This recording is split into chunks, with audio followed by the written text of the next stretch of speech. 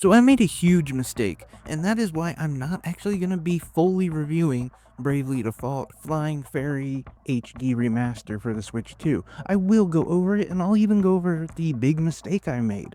It is optional, but it is still something that I really wish I hadn't, and it is totally holding me back. But before we get into that though, I do want to thank the sponsor of this video, Nima. Yes, me. And if you would like to support the sponsor, you could do this in two different ways. One, you could hit that like and subscribe button. Two, you could put some cash inside of an envelope and address it to P.O. Box Nima's home somewhere in Kansas. Either of these options would be great. By the way, please do not actually put cash inside of an envelope. Do not want you to do that. Anyway, let's talk about Bravely Default Flying Fairy Remaster, and namely talk about the mistake that I made and why it's going to prevent me from fully reviewing the game. Okay, so in Bravely Default, there is something called jobs. And you can build up certain skills based upon how many job points you've accumulated and how many job levels that you've gained. I think the easiest way to explain this would be like, if you unlock a mage, the first level you gain would be Black Magic level 1, and then the second one would be like Black Magic level 2. Level 3 could be like a reduction in MP cost. At some point you might get an increase in your personal MP. You get what I'm saying. And so each job has these, and more importantly, the first job that you get, the very first one you start off with, is a very important subset of skills and passive abilities to learn. And this is where I messed up. You see, it was about 20, maybe 30 hours into the game, which, to be honest, I had been grinding a lot. I was sort of taking my time with the game. I wanted to enjoy it, but about 20, 30 hours into it, I realized, man, my characters are growing at like a snail's pace, and specifically their job ability. And that's when I found something that would really help me out. It was a passive skill, JP up, which means job points increase. And I found out that it was on the very first job that you have, and it is level 10. I'm almost there with a majority of my characters, but this task took me about another almost 10 hours of just grinding that out. And this is why I can't do a review, because I still have a long way to go in the game. I've spent over 20 hours just grinding first levels and now job abilities. And honestly, anytime I come up to an enemy, I pretty much just blast through them. But I'm still like in chapter 2 of the game. Like, I am so far back behind the 8 ball, so to speak. And knowing that this game came out over a month ago, I'm just not going to get to the review at a timely fashion. So I figured, you know what, I'm just going to go ahead and tell you what my thoughts are of it now. Now, to be clear, I did play it on the 3DS when it came out a long time ago. And no, I didn't beat it, but I think I know enough about the game to at least talk about it. So first, I want to talk about the game as a remaster. And honestly, it's not a very good remaster. It's a pretty lazy port, if I'm being honest. There is a number of things about the game, the original, that were so important, like the artwork, for instance, and most of that is sort of dulled down. There's no real emphasis on that aspect of the game. There's a few little tricks that they could have done to actually make the characters pop and give it a little bit more life that are relatively simple when it comes to development and editing and all of that, and they just didn't really do it. They basically had AI upscale the 3DS version and they called it good. That was pretty much it. And they also kind of messed up the menu, if I'm being honest. Instead of having 2 screens, they just shoved everything into one screen and it's kind of clustered. It's not great, but it's also not GTA Trilogy either. Like, it's fine, it's okay. If this is your only way to play the game, it's fine. It's actually a little bit better than the original, I guess. I don't know. It's hard to say. Like I said, some of the character stuff I didn't love. It is obviously HD. That is the important thing, so it does have that going for it. It just could have been better, is all I'm saying. It's kind of a lazy remaster. The story of the game is essentially like almost every other JRPG from Square around this time. You had some crystals that were being corrupted, and you had to accompany a priestess who can free the crystals, and without the crystals, that element would basically cease to exist. Like, if it was a water crystal, then the water would essentially evaporate over time. It wouldn't rain. The water that was available was pretty gross. With the wind crystal, the wind would stop blowing.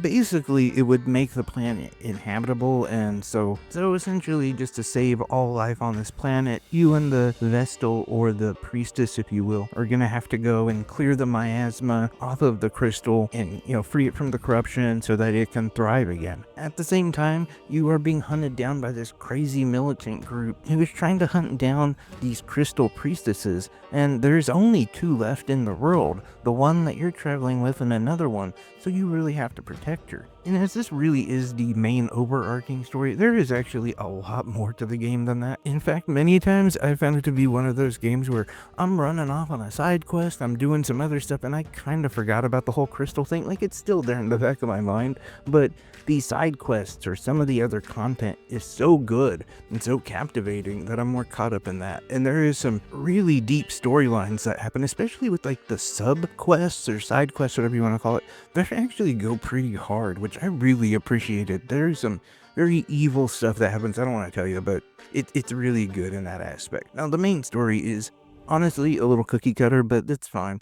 The game is really solid when it comes to writing, storytelling, and all of that. The combat is turn-based combat, so if you like that, it's a very good version of turn-based combat, but if you don't like turn-based combat, this is not going to be a game for you. A lot of the combat and a lot of the success that you'll have in combat really has to do with your jobs, and that's why getting that modifier is so important, because it can really slow you down. Because, as I pointed out, I've grinded really well above my level. Like, I think I'm recommended to be like level 25 or something, and my characters are like 40 something. And while, yeah, raw power, they deal a lot of damage, they still don't deal what they should if they were at a different job at a higher level. Not to confuse you, but I meant like job level. Just to be clear on that, because yeah, I mean, if you're at a higher level, that would make sense that you would do more damage, but job level. But anyway, and of course, your equipment really matters as well, as it's also important to have high level equipment. And at the end of the day, I have to be honest, the turn-based battle mechanics are actually some of the best in that genre. I'm not saying it's the best, but they do it really well, and it does make combat a lot of fun, especially when you look at the Brave and the default options. So Brave, you can click Brave and it'll give you extra turns, but it'll take away from your next like 2 to 3, 4 turns, depending on how many times you decide to do that. You can do that up to 4 turns, and basically you'll attack 4 times in a row. Like, your turn will be 4 attacks, but then you have to just sit there. And you can really strategize this with all of your characters, and it also sort of allows you to have your own battle phases. So like, if I had a mage, I would sometimes have them go 4 times in a row, attacking with the enemy's weakness, and then I know that I cannot do that with my, like my white mage. My white mage has got to be there to protect and to keep the black mage's health up, as where my character might try to pull aggro so that the enemy isn't paying attention to the black mage. And that's really just a simple strategy. There's a lot that you can do or not do. If you just want to play it like a standard, turn-based RPG, you can do that too. So I appreciate the freedom that this game allows.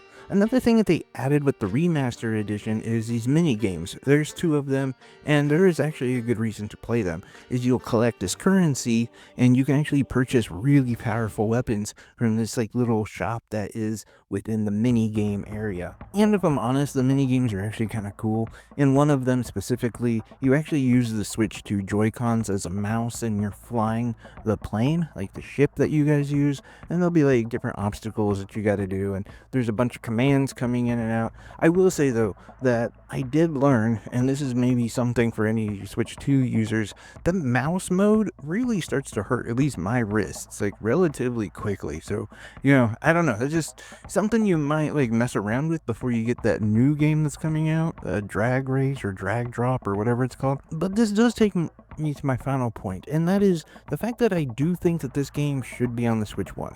Outside of those mini games, this seems to look like a game that could be played on the Switch 1. I don't know why they didn't port it over to the Switch 1, and maybe they are at some point, but it's not that impressive. Like, it looks fine, it's great, it's, whatever, but we're not talking about like next level gaming here. This is something that I think would look just fine and perform just fine on the Switch 1. Hopefully they do bring it over. And at the end of the day, that was going to be my final point, is the fact that this is a really good game.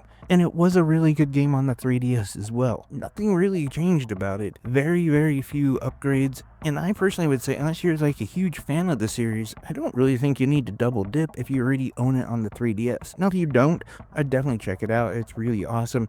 But I also really think that they pushed it for the Switch 2, and hopefully this is like a timed event, because I think a lot of you Switch 1 owners out there should and could be playing this game as well.